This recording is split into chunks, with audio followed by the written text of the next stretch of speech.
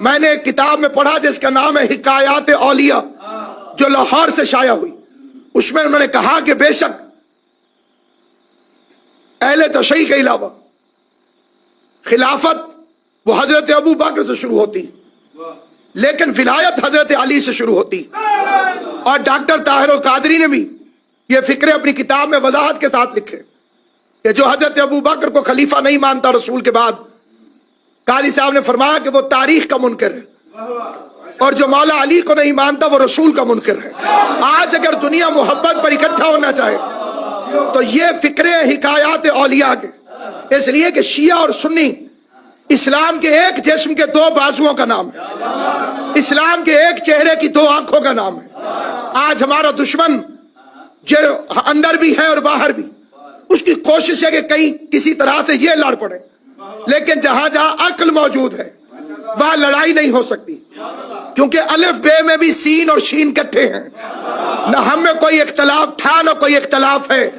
اختلاف انہوں نے کیا جنہوں نے مولوی سے کلمہ پڑھا، جنہیں فقیر نے کلمہ پڑھایا، ان میں کبھی جھگڑا نہیں ہو سکتا۔ یہ بادشاہ وقت نے سوال کیا تھا کہ اگر خدا اس جوڑ میں موڑ نہ رکھتا تو ہم کھانا کیسے کھاتے ہیں؟ سارے علماء سر جوڑ کے بیٹھ گئے کہ ہاتھ تو یہاں رہ جاتا تو یہ ہاتھ منہ تک کیسے پہنچتا، پھر کوئی کھانا کس طرح سے کھاتا۔ حضرت بری امام جو موسوی کاظمی مشہدی سید زادہ تھا، انہوں نے فرمایا کہ اس کا جواب میں دیتا ہوں کہ خدا اگر یہاں جوڑ نہ رکھتا تو کھانا ضروری تھا، ہم کھلاتے رہتے۔ اگر کھایا نہیں جا سکتا تو کھلایا تو جا سکتا، ضروری نہیں کہ انسان کھاتا رہے۔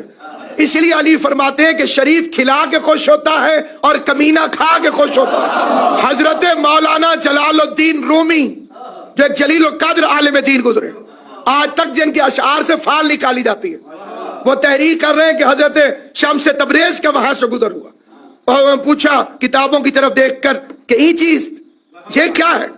جلال الدین رومی نے ملنگ کو دیکھا اور دیکھ کے کہنے لگا کہ اس کو کیا پتا کہ یہ کیا ہوتا ہے۔ اس نے کہا کہ یہ علم کہ تو نہ دارت، یہ وہ علم ہے جسے تو نہیں جانتا۔ حضرت شمس کو جلال آ گیا، فرمایا جسے ہم نہیں جانتے وہ ہے کیوں؟ انہوں نے کتابیں اٹھائی اور پانی میں پھینک دی، ساتھ ہی تالاب ہے اور پانی میں کتابیں ڈوب گئیں۔ پہلے وہ لڑے، غصے ہوئے، اور پھر جب لڑ کے ہار گئے تو بیٹھ کے رونے لگے، اور رونے والے پہ فقیر کو رحم آ گیا۔ انہوں نے کہا روتا کیوں ہے؟ آ میں تجھے چپ کرا دوں۔ پانی کے تالاب میں ہاتھ ڈالا، کتابوں پہ ہاتھ مارا تو پانی کی بجائے ان سے مٹی اور گرد نکلنے لگی۔ جلال الدین رومی نے حیران ہو کے پوچھا یہ چیز یہ کیا ہے؟ شمس نے مست ہو کے کہا یہ وہ علم ہے جسے تو نہیں جانتا۔ اور اس کے بعد اس جلیل القدر عالم دین نے 12 سال تک حضرت شمس کی غلامی کی، اور غلامی کرنے کے بعد کہا مولوی ہرگز نہ شد مولانا روم تا غلام شمس تبریزی نہ شد۔ میں اس وقت تک عالم ہی نہیں بنا جب تک علی کے غلام کی غلامی نہیں کر۔ صاحب حکایات اولیاء سے سوال کیا گیا کہ جب مولا علی پہلے خلیفہ نہیں ہے ہمارے نزدیک، سوائے مذہب شیعہ کے سارے نہیں مانتے، جب نہیں ہے تو ولایت مولا علی سے کیوں شروع ہوتی؟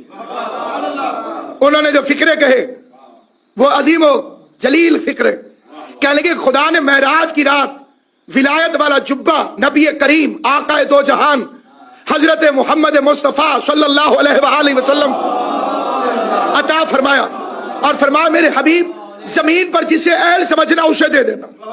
حضور تشریف لائے اور آپ نے سب سے پہلے حضرت ابو بکر رضی اللہ سے پوچھا کیا ابو بکر تم اگر کسی کو گناہ کرتا دیکھو تو کیا کرو گے؟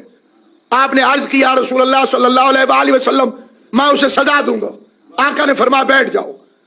حکایات اولیاء والے نے لکھا کیونکہ سچ کی مجبوری یہ ہے کہ یہ کم ہو جائے تو تب بھی جھوٹ بن جاتا ہے، زیادہ ہو جائے تب بھی جھوٹ بن جاتا ہے۔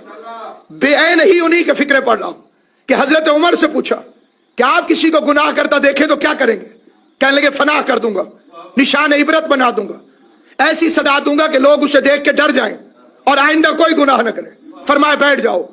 اہل سنت عالم دین نے لکھا کہ آپ پیغمبر نے امیر المومنین سے پوچھا یا علی اگر آپ کسی کو گناہ کرتا دیکھیں تو کیا کریں گے؟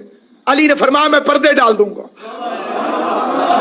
پیغمبر نے ولایت کا جبہ علی کے کندھوں پہ رکھا اور ماتھا چوم کے کہا یا علی پردے ڈالنا یا رحمان کا کام ہے یا حیدر کرار کا کام؟